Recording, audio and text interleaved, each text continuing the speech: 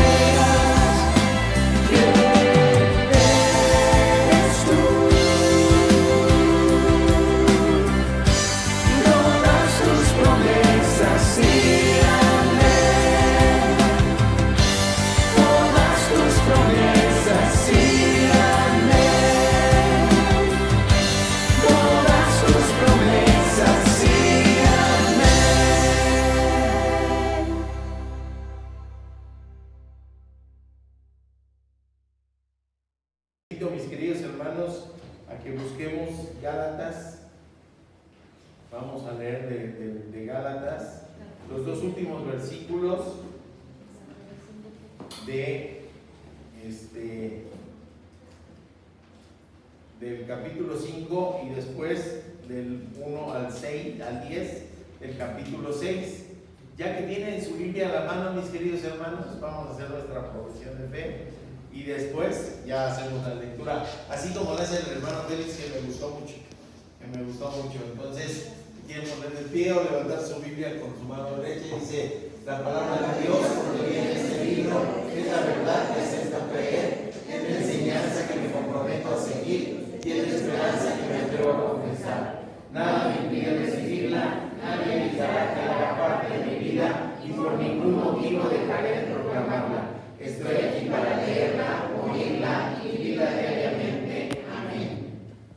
Tomen asiento, mis queridos hermanos. Vamos entonces a leer los versículos 25 y 26 de el capítulo 5 y después del capítulo 6 del 1 al 10. Así que si los tienen ya a la mano, les escucho y dicen un amén. Amén.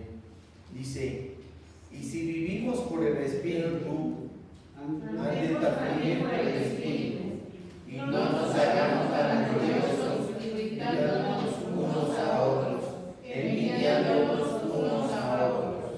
Hermanos, si alguno fuera sorprendido en alguna falta, vosotros que sois espirituales, restauradle con espíritu de mansedumbre, considerándote a ti mismo, no sea que tú también seas tentado.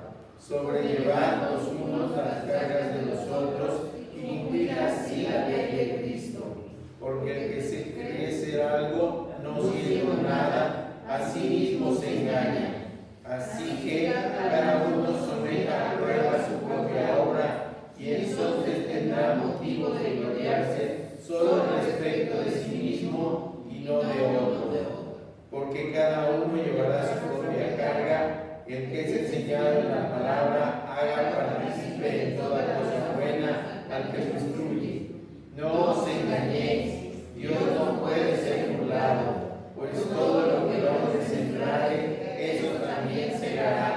Porque el que siembra para su carne, de la carne segará corrupción, mas el que siembra para el Espíritu, del Espíritu segará vida eterna.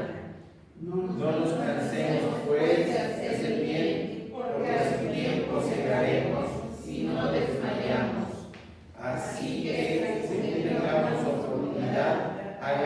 bien a todos y mayormente a los de la familia de la fe.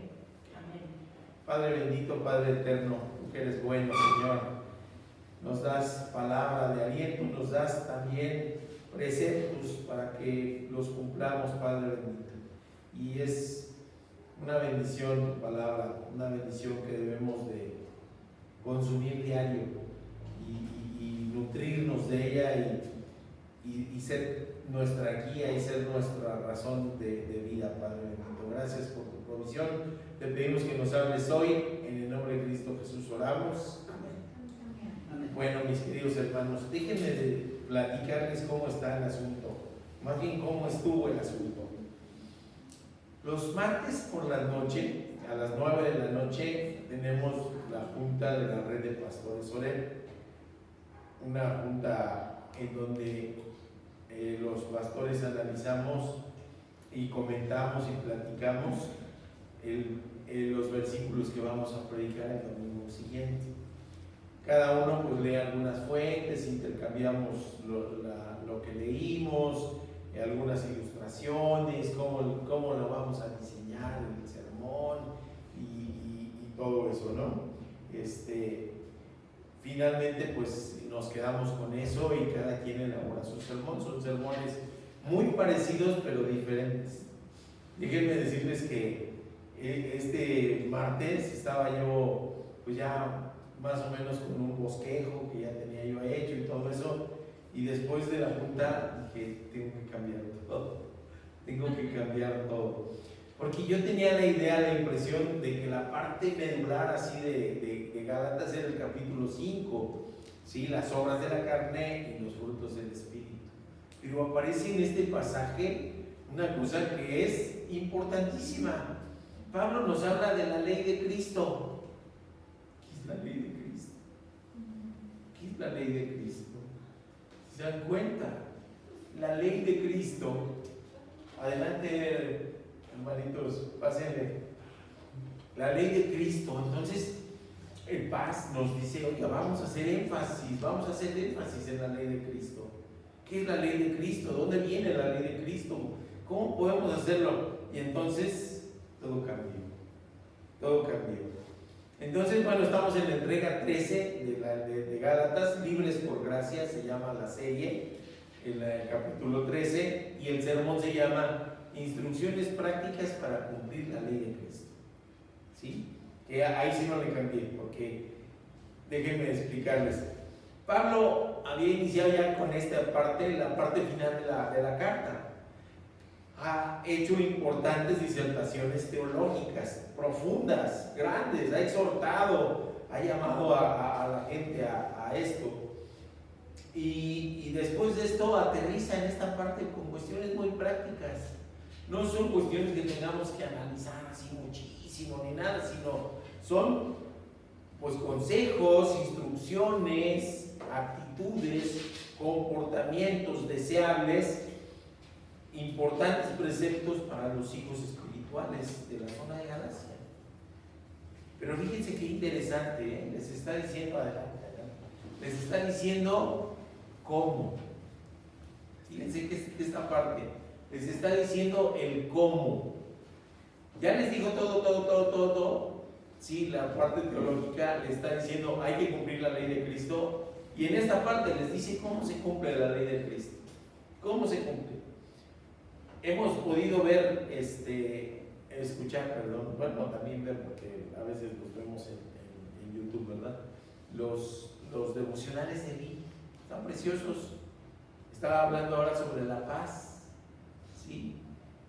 Y cuando estaba yo escuchando un devocional me puse yo a pensar, a eso se refiere la palabra de Dios cuando dice hay que ser hacedores de la palabra y no solamente oidores. Pero me podría quedar bien tranquilo, ¿verdad? Lo escucho, qué bonito, me habla, me emociono, algo me dice y después no lo llevo a la práctica. No. Ahora que está hablando, habló sobre el amor, habló sobre el gozo, ahora está hablando sobre la paciencia y nos está diciendo, oigan, pues hay que aplicarlo. De eso se trata este pasaje también. Hay que aplicarlo. La palabra de Dios no es solamente un concepto abstracto, tiene que vivirse. A eso se refiere cuando dice hay que ser hacedores de la palabra. Es que necesitamos vivir la palabra y necesitamos vivir en la palabra de Dios. Esa es una parte importante. Y en cada precepto de los que dice aquí Pablo hay un desafío, hay un fundamento, hay una consecuencia positiva si nos apegamos a él, si se apegaban a aquellos hermanos de Galacia, y también pues consecuencias negativas de omitirlo. Por ello menciona a aquellos que están sometidos a tentación, que esa tentación que les pusieron los judaizantes enfrente, de regresar al legalismo, de volver a ser esclavos, les lanza un reto tremendo, que también es para nosotros. Ahora, luego en el box le están pegando a uno y dice, tenga para que aprenda. Pues así nos está diciendo Pablo, tengan para que aprendan, porque les está diciendo a estos discípulos que se están queriendo desviar, ¿quieren cumplir leyes? ¿Sí? Pues cumplan la de Cristo. Y entonces, les digo, en mi estudio todo cambió, porque ahora el énfasis principal es conocer qué es la ley de Cristo. ¿Okay? Y después terminamos y aterrizamos con esos consejos prácticos que les digo, no hay gran ciencia en ello, ¿no?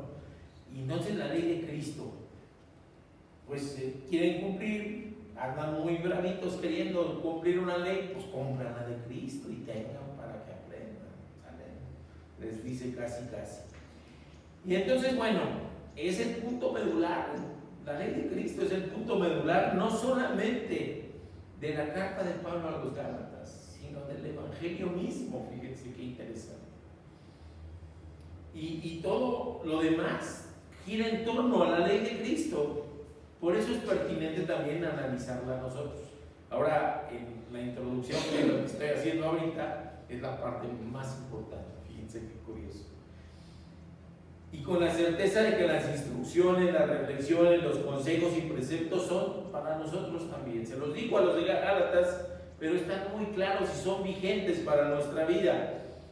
Y por eso están, el autor Pablo, inspirado por el Espíritu Santo, lo deja ahí plasmado como palabra eterna y sabia como Dios mismo, ¿no?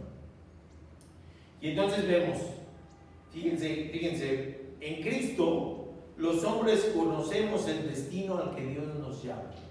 Ya no hay incertidumbre, sabemos cuál es el destino. Si Dios nos está llamando a caminar con Él y a ir con Él, ya no hay incertidumbre. Sabemos a qué nos llamó y para qué nos llamó. ¿Están de acuerdo? Sí, ¿verdad? ¿Y esto de qué se trata? De una relación personalísima entre Dios y los hombres. Y por tanto, si de verdad tenemos esa relación personal con Dios, eso se debe de notar en nuestra relación entre nosotros, entre los seres humanos, y nuestra relación con las cosas del mundo. Fíjense qué interesante.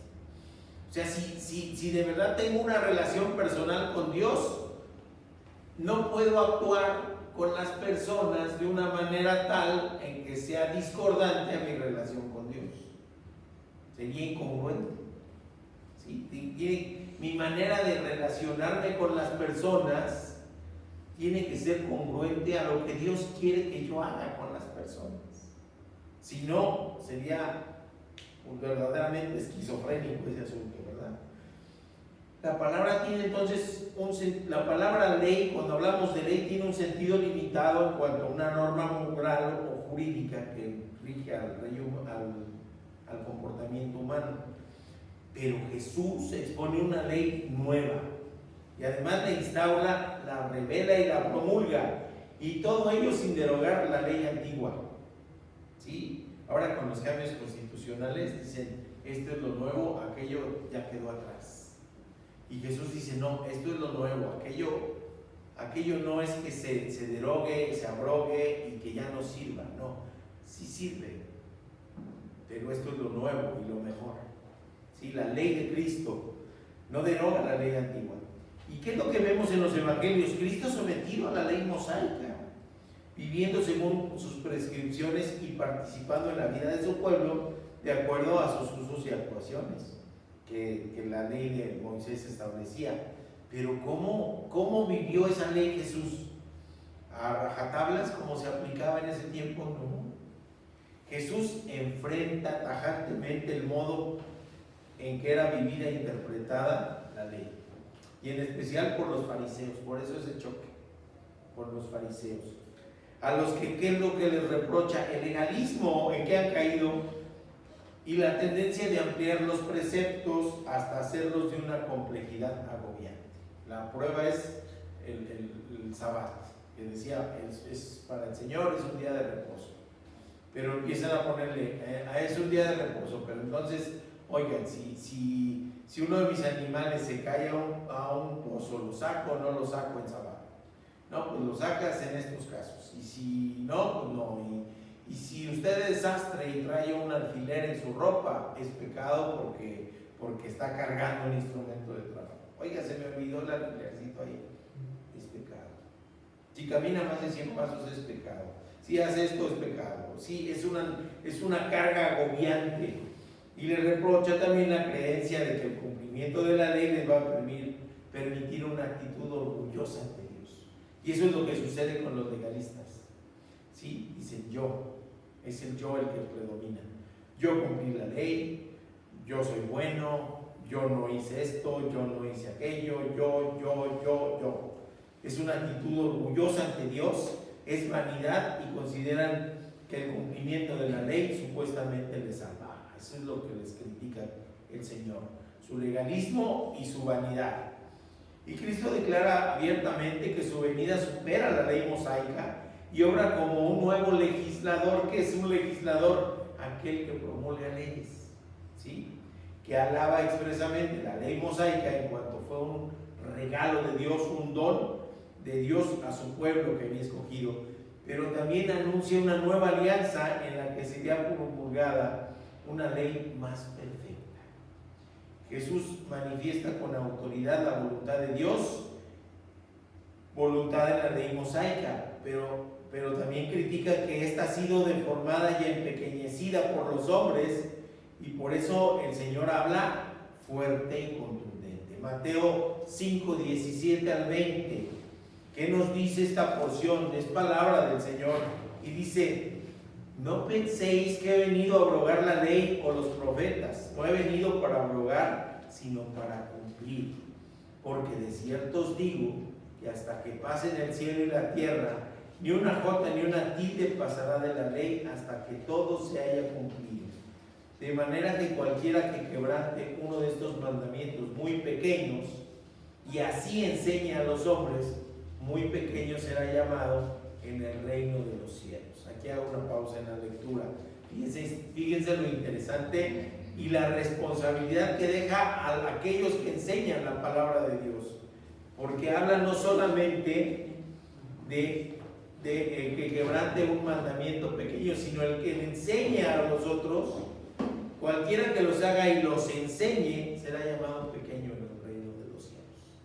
Qué responsabilidad para ministros, pastores y todos aquellos que hablamos de la palabra de Dios, porque si nos desviamos, pequeños seremos ante los ojos de Dios.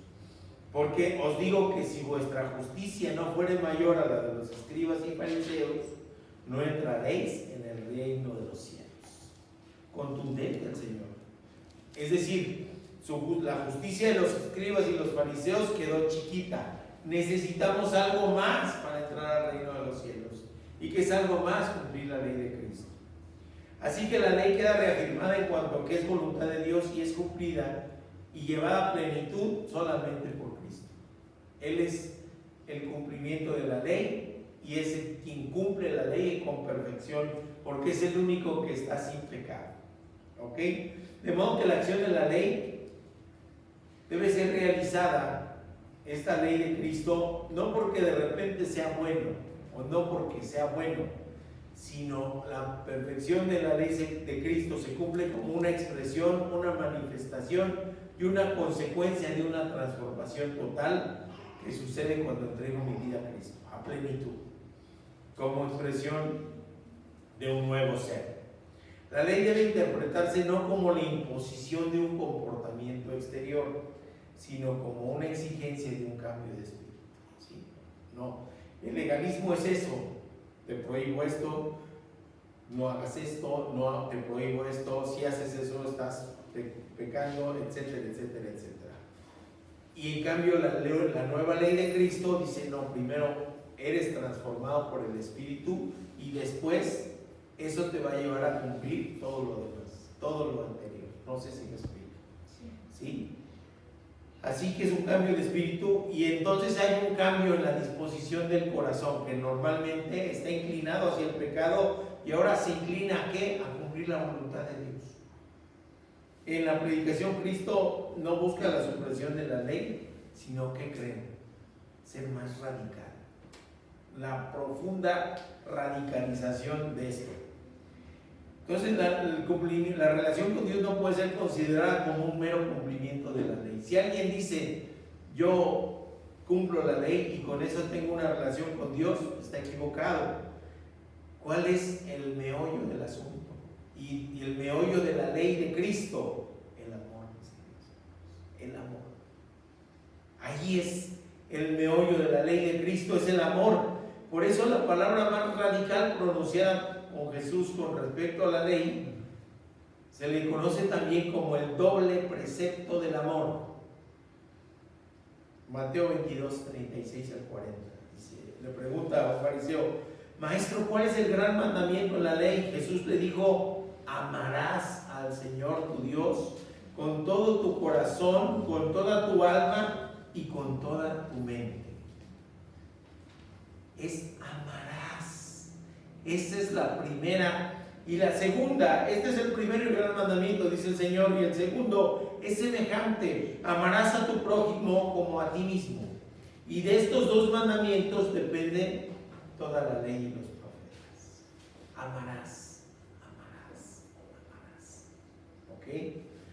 Cristo, en relación a la ley, confirma y restaura entonces el auténtico sentido. La ley era para amarnos los unos a los otros y nos lleva al cumplimiento. La predicación del Señor no son solo exhortaciones morales. La predicación del Evangelio de Cristo, si la dejamos solamente en hermanos, no hagan esto porque es pecado, hermanos, no pequen. La palabra de Dios dice que eso les desagrada. Y nos quedamos en la simple exhortación moral, nos estamos quedando cortos. No estamos predicando el Evangelio. ¿Sí? Lo que debemos de predicar es del amor mostrado en la cruz, del amor mostrado, del amor con entrega, del amor con renunciación, del amor en donde es más importante el otro que yo mismo, y ese amor nos los enseña Cristo en los Hechos. Eso es de lo que tenemos que predicar. Hay exhortaciones morales, sí, y en abundancia, pero el anuncio principal es el advenimiento del reino de Dios que se realiza con la encarnación de Cristo. En el pensamiento paulino queda claro que la ley no nos justifica ni nos salva. Por sí sola no es capaz de dar vida a la ley. Da el conocimiento de lo que se debe hacer, pero no la fuerza para cumplir. Da el reconocimiento de nuestra impotencia, separados de Dios, y nos enseña también a sabernos cotidianamente necesitados de su misericordia y necesitados de ser salvados. Imaginémonos que estamos como náufragos, ¿verdad? Lejos de todo, y decimos, no, yo puedo, yo voy a, ¿cuántos kilómetros son de aquí a la orilla? 2, 3, sí puedo. Oye, te rescato, no, yo puedo. Se va a hundir. Necesitamos sabernos necesitados de ser salvados para orar a Dios y pedirle de su salvación. ¿Sí me explico? La experiencia entonces fundamental del cristiano no es la del pecado, sino la de la gracia, que puede y debe mirar, por tanto, al mundo con seguridad, con alegría y con esperanza. ¿Y por qué? Porque nuestra salvación no depende de nosotros, sino de Cristo. Entonces, depende de Él, estamos seguros de la salvación. Y entonces podemos pasar las pruebas, las tribulaciones con seguridad, con alegría y con esperanza. En ese sentido, nos ha liberado del pecado, pero nos ha liberado también de la incertidumbre. Nos ha liberado también de la angustia y nos ha liberado también del temor. Ya no somos esclavos, sino libres. El cristiano vive en la plenitud de Jesús. Ha conocido plenamente el amor de Dios hacia la humanidad y la riqueza de los dones que de ese amor se derivan. Es heredero de la gracia de Dios. El cristiano que de verdad vive en Cristo ve en la ley una expresión de la voluntad divina, una luz y un conocimiento que le ayuda a la plena manifestación de esta vida en Cristo. Pero esto llamado a través de una intimidad con Cristo. Cristo quiere una relación con nosotros y no quiere una relación superficial, no quiere una relación como aquel compañero de trabajo que se saluda a diario, ¿verdad? Y después de 5 años no sé nada de mi compañero. Sí, nada más lo veo diario, lo saluda, a lo mejor me cuenta algo muy superficial, pero no me cuenta de su vida, no me cuenta de sus problemas, no me cuenta de sus anhelos, no me cuenta de sus miedos, de sus temores, ni de sus esperanzas.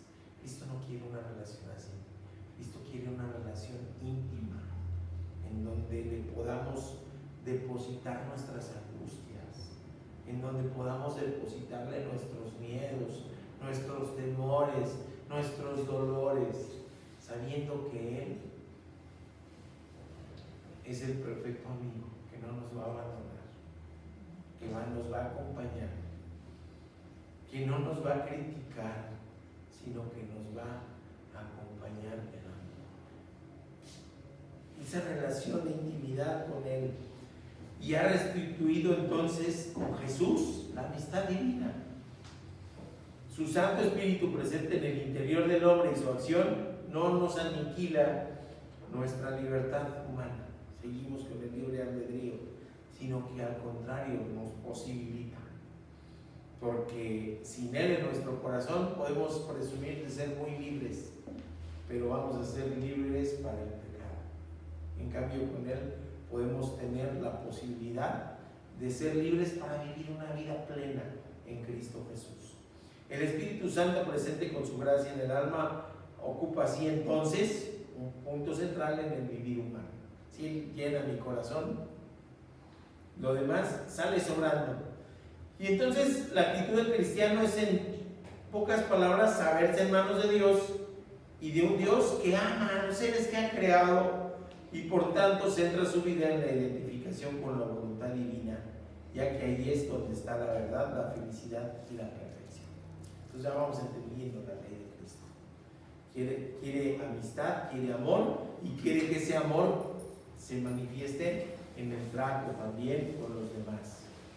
Así que la ley de Cristo es la ley de la perfecta libertad, pues hay alegría que se deriva de la posibilidad de su cumplimiento, en la seguridad otorgada por la gracia de que podemos amar a todo y a todos con la radicalidad con que Cristo mismo nos ama. Cristo nos ama radicalmente. Cristo no nos ama superficialmente. Cristo nos ama con toda la entrega que podría tener encarnado como ser humano y con toda su divinidad como Dios mismo. Él no nos ama a medias tintas, nos ama a plenitud. Y eso mismo quiere que haya, ese tipo de amor radical, quiere que haya entre nosotros, en su iglesia, entre hermanos, en la familia, entre esposos, entre padres e hijos. Ese amor radical de entrega, de una entrega apasionada, incluso a veces con consecuencias. Es ese amor que quiere Cristo. Es el amor lo que le impulsó a cumplir lo que tenía por destino el Señor desde el principio de los tiempos. Nos dice Romanos 13, del 8 al 10, no debáis nada a nadie, sino el amaos unos a otros, porque el que ama al prójimo ha cumplido la ley. Porque no adulterarás, no matarás, no hurtarás, ni dirás falso testimonio, ni codiciarás, y cualquier otro mandamiento en esta sentencia se resume: amarás a tu prójimo como a ti mismo. El amor no hace mal al prójimo, así el cumplimiento de la ley es el amor. Qué hermosas palabras de Pablo, ¿verdad? Es decir, si alguien ama, su amor será activo. Eso que nos habla Santiago de la fe con obras, es un amor activo, ¿sí? Y se llevará a cabo en poner por obras todas las acciones en que se pueda manifestar el amor, a elegir aquellos comportamientos que se sintonizan con el amor. No es algo en que haya obligación de hacer a cada momento lo perfecto, no somos así, imposible por nuestra naturaleza pecaminosa, sino que si alguien excluye el principio de la tendencia a lo perfecto, se aparta de la voluntad de Dios, ya que lo que se impide al cristiano es precisamente, lo que se pide, al cristiano es precisamente la disposición de amar con la misma radicalidad. Usted es cristiano, hermano, ame como lo amó Cristo ya usted. Ame de esa manera, con entrega, con pasión, con hechos. Dicen que en el amor, ¿verdad?, hechos son amores y no buenas razones. Así que si no hay hechos, tendríamos que cuestionarnos si de verdad estamos amando. ¿Ok? La ley de Cristo es un impulso hacia el bien, consecuencia de la acción en el cristiano del Espíritu Santo, y es por tanto ley de libertad, ya que el cumplimiento nace de una actitud de amor radicada en el corazón y lleva al cristiano a salirse del egoísmo. Cuando pensamos en el yo y no pienso en los otros, en los demás, entonces no estoy cumpliendo la ley de Cristo. Romanos 10:4 nos dice: porque el fin de la ley es Cristo para justicia a todo aquel que cree. Y cuando decimos el fin de la ley, ¿qué decimos? Entonces todo se acabó y es Cristo, solamente la ley. No, la palabra en griego es telos, que quiere decir fin, pero como una conclusión perfecta de un proceso que inició antes de la fundación del universo. Con Cristo, eso se concluye, eso termina. Cristo es el resultado, es la meta, es el cumplimiento, es la consumación del amor de Dios hacia la humanidad. Y eso es lo que es el Señor. Cristo crucificado y resucitado es la muestra más grande del amor de Dios para con nosotros, y así quiere que amemos con esa radicalidad. ¿Cómo ven? ¿Cómo ven? Ya comprendemos cuál es la ley de Cristo. El amor radical, el amor intenso, no superficial. Y entonces sí, después de esta larguísima introducción, ahora sí vamos a las cuestiones prácticas. Ahora sí vamos a las cuestiones prácticas, que ya es cortito el asunto, porque son directas. Pablo no le da vueltas, les dice: oiga, ¿quieren cumplir la ley de Cristo? Hagan estas 8 cosas. Andemos por el Espíritu. Gálatas 5:25 dice: si vivimos por el Espíritu, andemos también por el Espíritu. Es lo que está diciendo Gálatas 5:25. Y es una oración condicional, que en el lenguaje coloquial actual diría, perdonando la paráfrasis: si en verdad vive por el Espíritu, pues caminen por las sendas que marca el Espíritu. Es decir, se debe notar que quien domine en su corazón sea Jesús y su Santo Espíritu. No con palabras, con obras, con hechos. Se debe notar. Si usted dice: yo vivo por el Espíritu, pues entonces camínele por el Espíritu, por lo que nos manda el Espíritu. ¿Y qué es lo que nos manda el Espíritu? Cumplir la ley de Cristo con radicalidad, amar hasta que duela, pues. ¿Ok?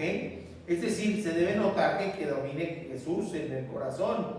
El mismo Pablo se explaya en la carta a los Romanos 8, del 4 al 8.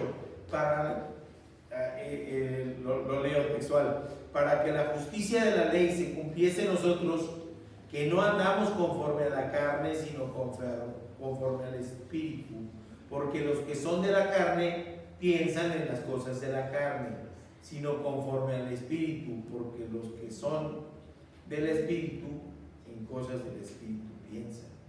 Porque el ocuparse de la carne es muerte, pero el ocuparse del Espíritu es vida y paz, por cuanto los designios de la carne son enemistad contra Dios, porque no se sujetan a la ley de Dios ni tampoco pueden, y los que viven según la carne no pueden agradar a Dios. Así que el creyente, como receptor de la gracia, debe vivir apropiadamente. Por eso la exhortación es muy clara: si vivimos por el Espíritu, andemos por el Espíritu. Así de sencillo. No podemos vivir de una manera diferente. ¿Y cómo es esto? El mismo Pablo en la carta a los Efesios 4:1 nos dice: yo pues, preso en el Señor, os ruego que andéis como es digno de la vocación con que fuisteis llamados. Es decir, vivir dignamente conforme a la palabra de Dios. No puede ser de otra manera. Si dices que vives por el Espíritu, pues vive con la dignidad que el Espíritu te exige. ¿Okay? Para aquellos que dicen que es una carta abierta al pecado, no, para nada. Hay que vivir con la dignidad de Dios, pero viviendo la ley de Cristo, que es la ley del amor. Gálatas 5:26, que nos dice: no nos hagamos vanagloriosos, irritándonos unos a otros, envidiándonos unos a otros. Qué interesante es, fíjense, mencionar, no les dice que ya son vanagloriosos, no les dice no nos hagamos, y no les dice no se hagan, allá ustedes, no, les dice Pablo, no nos hagamos. Es decir, hasta él mismo se mete en el mismo costal de evitar ser vanagloriosos. ¿Qué es eso? Es lo que les está exhortando es a tener cuidado, a no llegar a hacerlo, y eso es factible a través de las enseñanzas de los judaizantes. ¿Qué sucede con los legalistas? Nos dicen: yo cumplo la ley, y yo la cumplo, y otra vez el yo, y otra vez la vanidad, otra vez la jactancia, otra vez la presunción, y otra vez la vanagloria. ¿A Dios? No, a uno mismo. Por eso dice: cuidado, cuidado, porque el legalismo nos puede hacer vanagloriosos. Cuidado, porque pensar que nosotros podemos con nuestra actitud ganar la salvación nos hace ser vanidosos. Entonces dice: no. Y además esto va a traer consecuencias. ¿Se acuerdan que les había dicho del principio que en cada precepto hay consecuencias? Pues si hay alguien que sea vanaglorioso, ¿qué es lo que va a generar? Irritación unos a los otros y envidias unos a los otros. Y lo que Pablo está diciéndoles: oigan, esto no puede estar dentro de la iglesia de Cristo. No puede estar dentro de la iglesia de Cristo. Por eso es importante evitar este tipo de circunstancias. Esto no es tolerable en una iglesia, en creyentes que han recibido la gracia de Dios y su Santo Espíritu. Así que otra vez la enseñanza es clarita, directa. Después viene otra parte que yo le llamé restaurarle con mansedumbre. Fíjense que son verbos, está diciendo pónganse en acción, restaurarle con mansedumbre, y está basado en Gálatas 6:1, que dice: hermanos, si alguno fuera sorprendido en alguna falta, vosotros que sois espirituales, restaurales con espíritu de mansedumbre, considerándote a ti mismo, no sea que tú también seas tentado. Hermano, no hay nadie perfecto, todos caemos.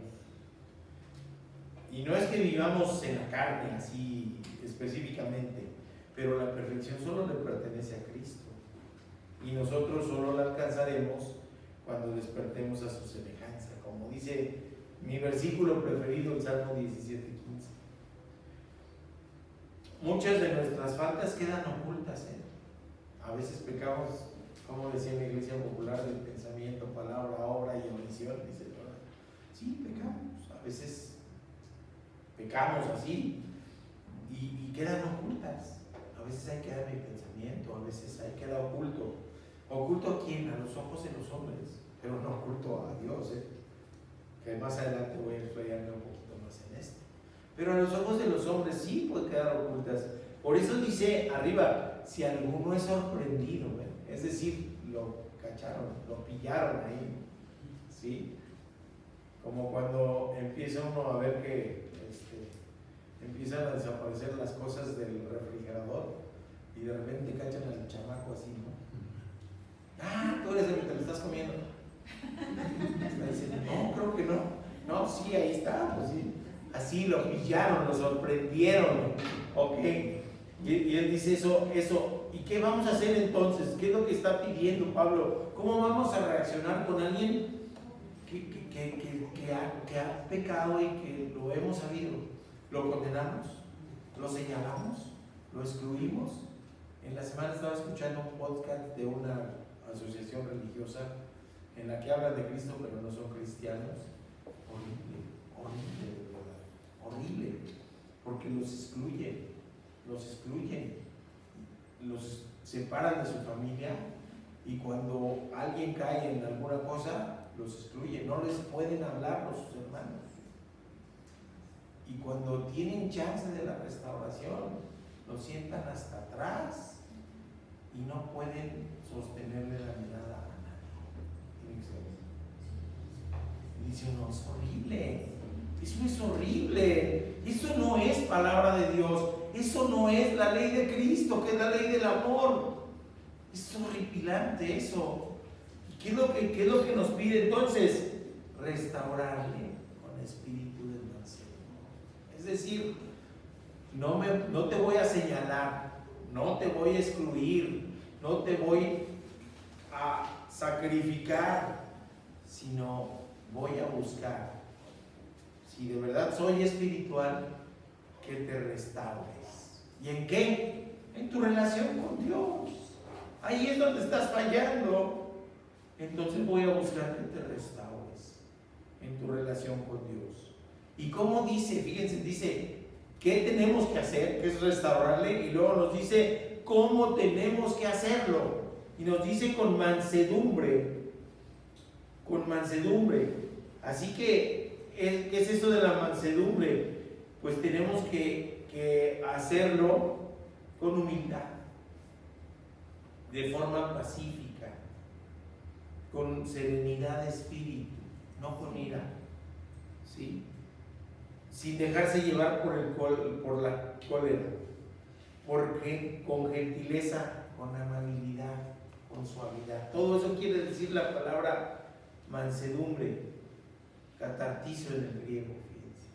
Así que les está diciendo restaurarle con cariño, con amabilidad, con paciencia, con benignidad.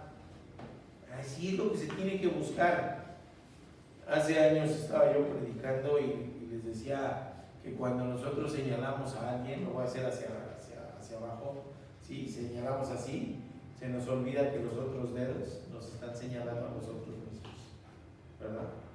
Y eso es lo que les está diciendo, aguas, considérense a sí mismo, no sea que tú también seas tentado. Está diciendo, oye, la naturaleza pecaminosa también vive en ti, así que también puedes ser tentado, así que no lo critiques o no la critiques, no la señales, restáurale con amor, restáurale con paciencia, con humildad, con serenidad de espíritu, restáurale. Aquel que se alegra por la caída de otro no comprende el amor divino, ¿verdad?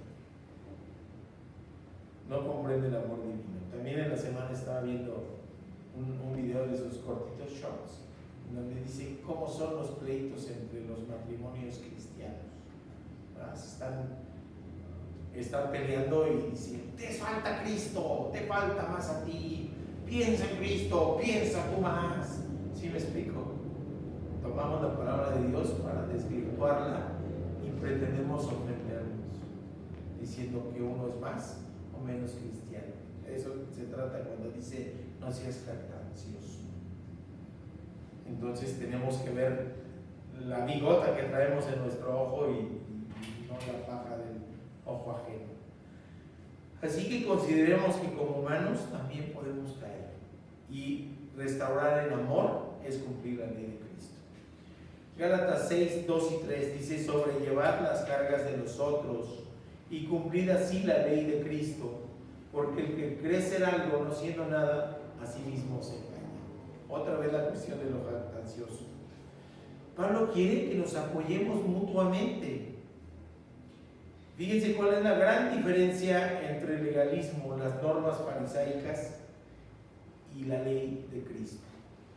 La ley de Cristo dice: oye, si uno va cargado, ayúdale, lleva las cargas con él. Por eso oramos juntos, mis hermanos. Por eso oramos juntos. Por eso oramos los unos por los otros.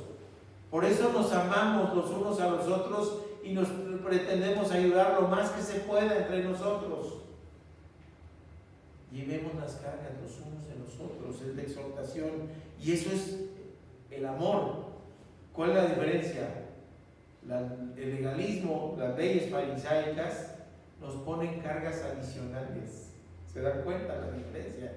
Con la ley de Cristo ayuda al necesitado. Con la otra es, de ahí traes tu carga, pues ahí te van otras más pesadotas, ¿sí? Cosas que a lo mejor no vas a poder cumplir. Lucas 11:42 dice: mas hay de vosotros, fariseos, que desmaáis la menta y la ruda y toda la hortaliza, y pasáis por alto la justicia y el amor de Dios. Esto os era necesario hacer sin dejar. Ya, ¿sí? Cumplen a rajatabla el diezmo de la menta, la ruda y toda la hortaliza, pero no hay amor. Al contrario, le ponen cargas adicionales a la gente. Y eso hace legalismo, eso hace legalismo. Me tocó ver en alguna comunidad que las mujeres tenían prohibido ir de pantalón, por ejemplo. Y entonces, ¿qué es lo que hacían? Fíjense, ahora que venga lo del engaño, piensen en eso. No os engañéis. Él dice: porque el que cree ser algo no siendo nada, a sí mismo se engaña. En esa comunidad había una camioneta que se ponía afuera, que les alquilaba la persona de la camioneta faldas largas a las hermanas para que entraran a su comunidad. Me acordé de cuando uno va a visitar a alguien al reclusorio, que si lleva una ropa que está prohibida, pues también hay camionetas ahí que alquilan la ropa para el reclusorio, para poder entrar. En México era no beige, no negro, no blanco, y no, creo que esos tres eran los que estaban prohibidos. Entonces, era tremendo, ¿no? Porque uno tenía, si iba de visita, que si no traigo ropa inadecuada, ir a la camionetita y alquilarla. Aunque 10 pesos o 15 pesos. Y hasta dejaba uno ahí que le guardaran sus cosas. Pero ¿cómo podemos comparar una comunidad cristiana en donde debemos vivir con amor con un reclusorio? Por Dios, es el legalismo el que nos impone cargas adicionales. No, es el amor de Dios, la justicia y el amor de Dios a lo que estamos llamados. Dios nos ha llamado a ayudarnos unos a los otros en la vida espiritual. Cuando una carga pesada obstaculiza, sí. Es que me obstaculiza, sí. Es que lo escribí mal y me trabé. El paso, ¿no? Y no se encuentra salida para seguir adelante. ¿Qué tenemos que hacer como hermanos? Pues animarle, ayudarle a llevar la carga. Si alguien trae una carga, más adelante viene una cosa interesante, podemos compartirla. Así podemos cumplir la ley de Cristo, que se puede resumir en el mandamiento de amarnos los unos a los otros. Y de nuevo un llamado a la humildad y a rechazar la vanidad, la vanagloria y el orgullo. Eso es un engaño a nosotros mismos. Gálatas 6, 4 y 5 dice: así que cada uno someta a prueba su propia obra, y entonces tendrá motivo de gloriarse solo respecto a sí mismo y no en otros, porque cada uno llevará su propia carga. Y dice uno: ay, espérame, ¿hay contradicción? ¿Cómo dice que cada uno llevará su propia carga? Y en el anterior me dice que ayudemos a los otros con la carga. ¿A qué se refiere? ¿Hay contradicción? No, no hay contradicción. A lo que se refiere es cuando estemos en el juicio. A mí no me van a juzgar por la obra del difunto, sino voy a ser juzgado no por mis obras, ¿verdad? Sino voy a ser juzgado con abogado, con Cristo como mi abogado, pero voy a ser juzgado finalmente, ¿ok? Es un imperativo presente activo lo que dice, es decir, es una orden lo que Pablo está dando en el presente. Someta a prueba su propia obra, ese es el asunto. Y la tenemos que someter a prueba hasta que estemos en el juicio, no, cotidianamente tenemos que someter a prueba nuestras obras. No dice juzga de frente, dice su propia obra. Así que si algo estamos haciendo hoy que es inapropiado para cumplir la ley de Cristo, que es la ley del amor, ¿qué hacemos? Pues lo someto a prueba a mí mismo y me pongo en las manos de Dios. Y luego dice que no seamos jactanciosos, y luego dice, entonces tendrá motivo de gloriarse solo respecto de sí mismo. Otra contradicción, no nos pide ser vanagloriosos, jactanciosos, presumidos. Es decir, bueno, voy a tener la gloria que me da Dios si tengo fe en Cristo. Ahí sí, y es parte de mi destino si deposito mi vida en Cristo Jesús. Digo, ya soy salvo por gracia.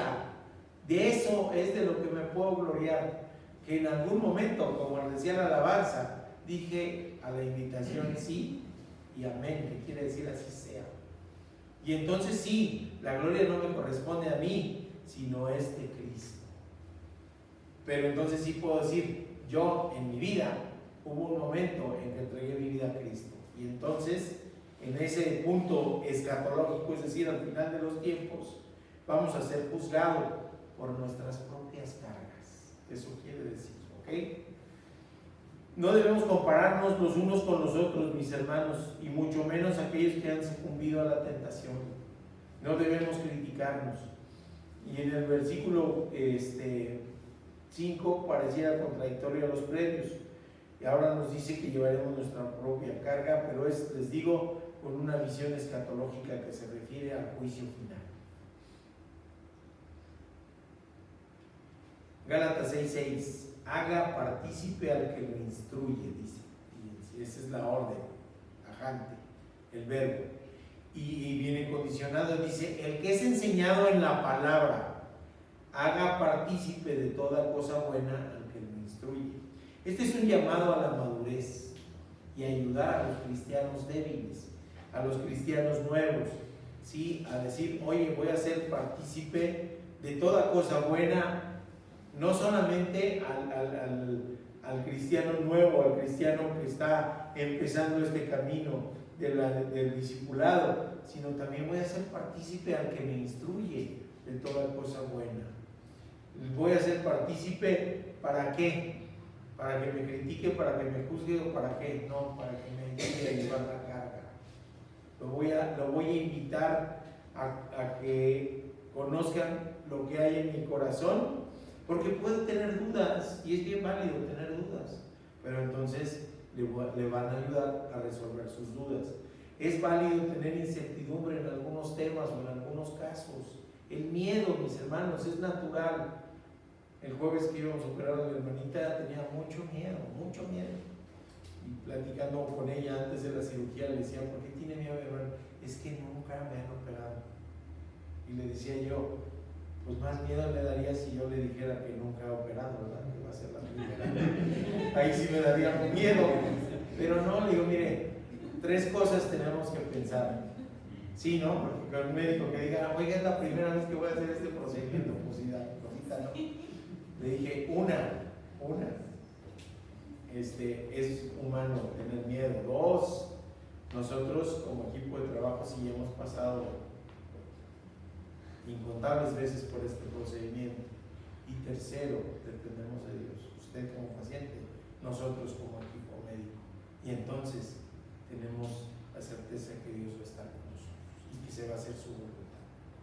No sé si le sirvió para calmarla, pero ya en el quirófano estaba muy tranquila mi hermanita, bendito Dios. Así que, si se dan cuenta, a eso tenemos que abrirnos, tenemos que decir, tengo angustia, tengo dificultad, ayúdame con mi carga. ora por mí, de eso se trata. Pastor, maestro del discipulado, tengo tal duda.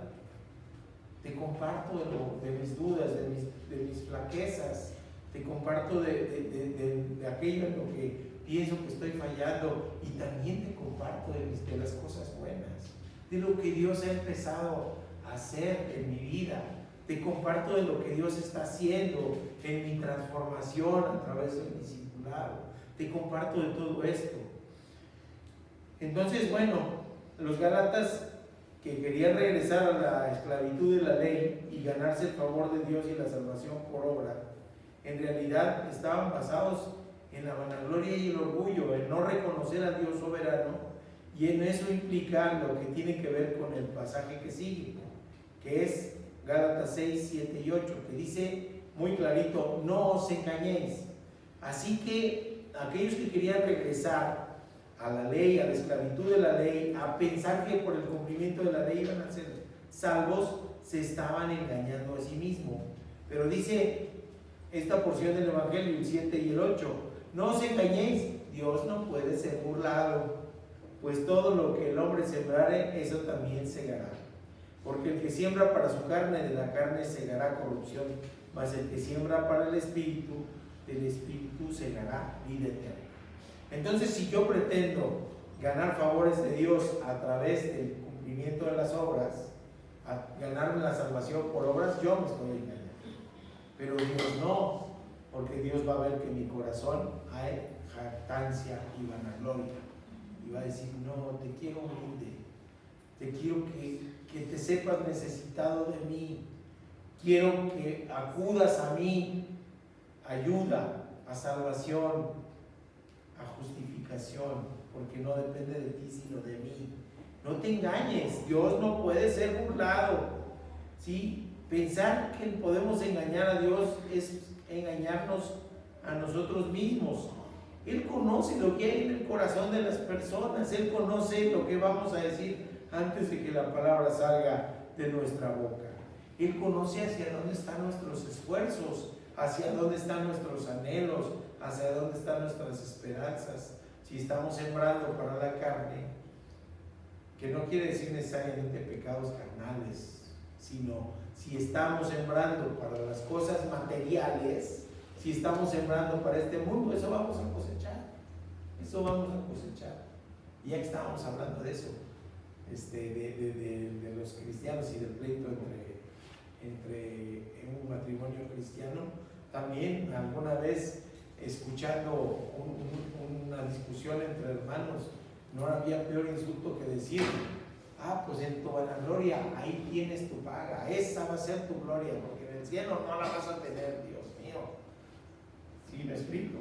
Imagínense qué cosa tan terrible. Así que lo que Dios quiere es que no haya eso, sino que sembremos para el Espíritu, que es vida. Y si sembramos para el Espíritu, vamos a cosechar cosas espirituales. Vamos a cosechar cosas espirituales. Si cumplimos la ley de Cristo, sí, vamos a tener vida en abundancia y plenitud. Cuando lleguemos allá, sí, bendito Dios, pero también cuando estamos viviendo aquí. Aquí empezamos la vida eterna, mis hermanos. Aquí la empezamos. Cuando nos gozamos en la palabra, cuando nos gozamos en una comunidad cristiana, cuando nos gozamos entre hermanos, empezamos a disfrutar la vida eterna. Qué bonito es, ya más chiquito, ¿verdad?, de la congregación, escucharlo, qué bendición. Y nos gozamos con ellos, nos gozamos con ellos.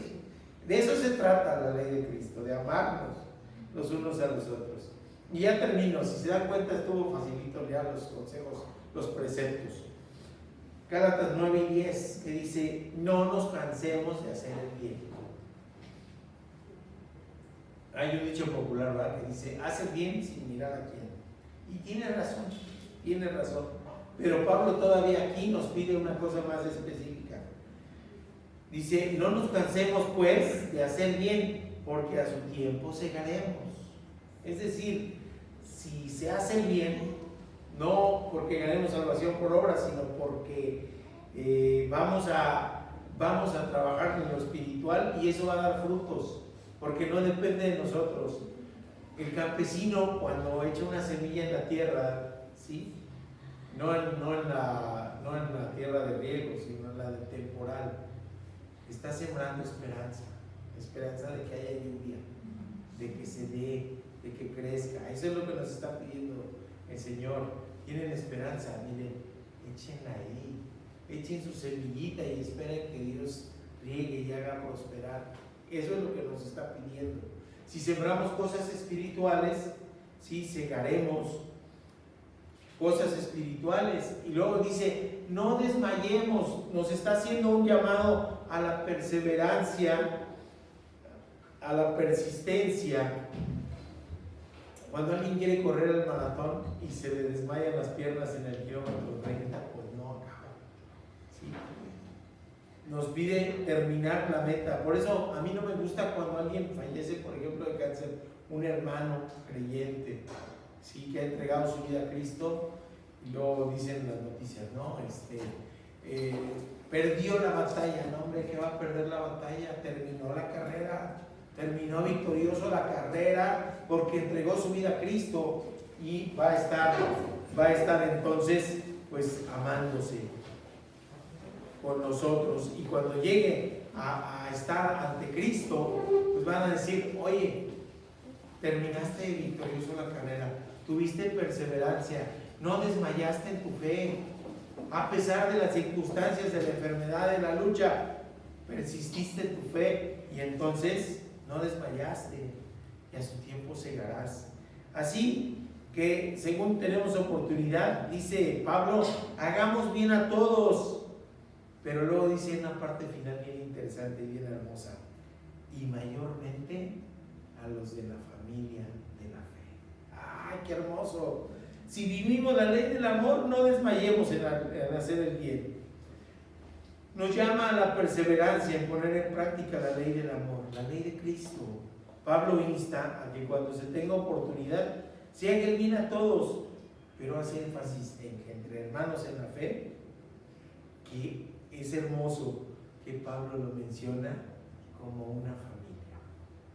Eso tenemos que ser, y amarnos como una familia en la fe, tan importante como la familia consanguínea.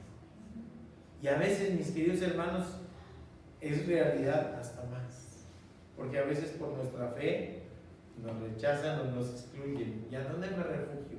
En mi familia en la fe, sabiendo que si me aman como Cristo me amó, no necesito nada más.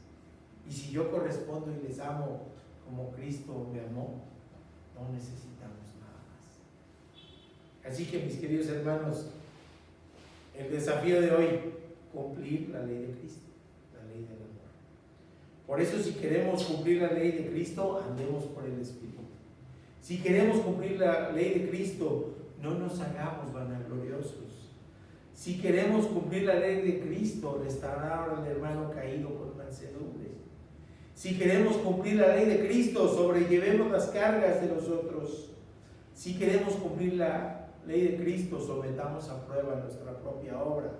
Si queremos cumplir la ley de Cristo, hagamos partícipe al que lo instruye. Si queremos cumplir la ley de Cristo, no nos engañemos, porque sabemos que no podemos burlar a Dios. Si queremos cumplir la ley de Cristo, no nos cansemos de hacer el bien, y hagamos el bien a todos, principalmente a la familia de la fe. Está claro el pasaje, ¿verdad? Ya aterriza bien lo que es la ley de Cristo. Y creo, después de meditar en todo esto, que esta es la parte medular de la carta de Pablo a los Gálatas. Los versículos previos eran preparación para mostrar qué era la ley de Cristo, y era preparación para decir, si estás en la senda del Espíritu, aquí están los frutos, y esos frutos no te los quedes. Si hay amor en ti, si hay gozo, si hay paciencia, si hay benignidad, si hay bondad, si hay fe, si hay mansedumbre, si hay templanza, no te los quedes. Utilízalos con los hermanos, con los otros, para cumplir la ley de Cristo. Es la parte medular de la carta. La penúltima entrega, la siguiente semana terminaremos Gálatas. Bendito Dios. Vamos a orar, mis queridos hermanos. Señor mi Dios, gracias te damos, Padre bendito, por tanto amor.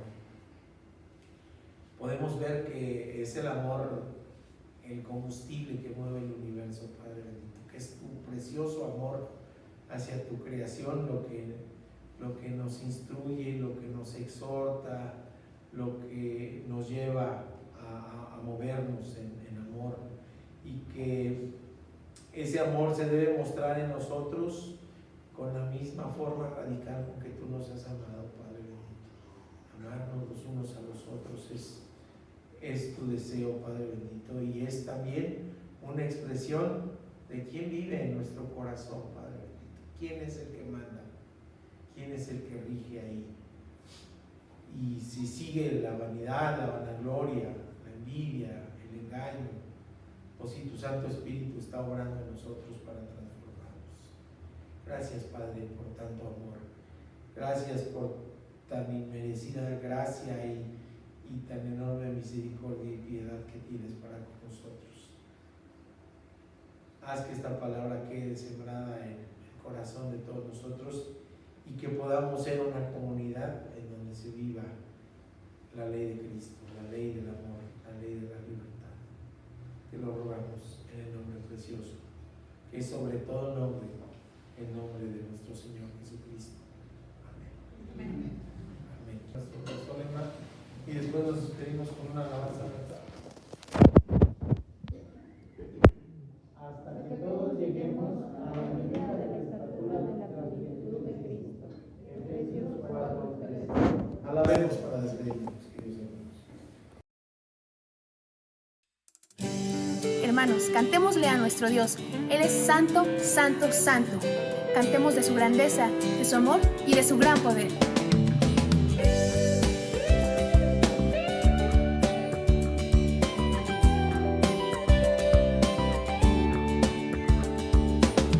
Nos acercamos a ti, nuestra fuerza es tu gozo, Señor.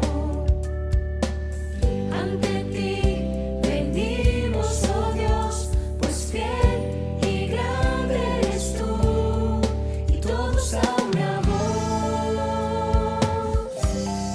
cantamos a